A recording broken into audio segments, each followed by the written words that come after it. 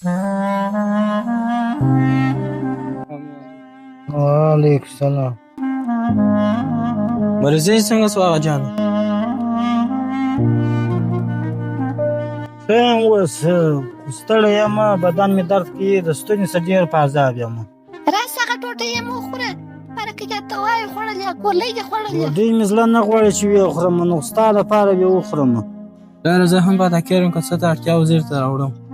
زویه ته ښه زوی په دغه حالات کې د بل غم در سره یې. ستا حالات بیخي ډېر خراب دي، باید ډاکټر ته ولاړ شې.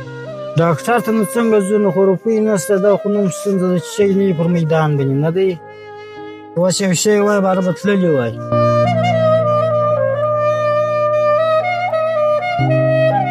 السلام علیکم. وعلیکم السلام. متوکله څنګه سو یو کار ماته پیدا دی که نه کوي پیدا نن؟ والله نن ما هڅه وکړله بیا مې هم کار پیدا نه کوي. زما زړه نور نه مني، زه دا احساس کوم زه چې هم ناکامه شوی یم.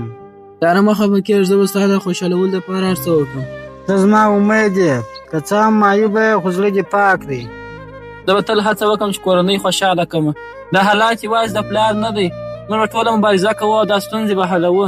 پلاره ما خپل ټلیفون خرڅ کړي، غم یې مه کوه، ستا د دوا علاج به وکړو. دا څه وایې زویه؟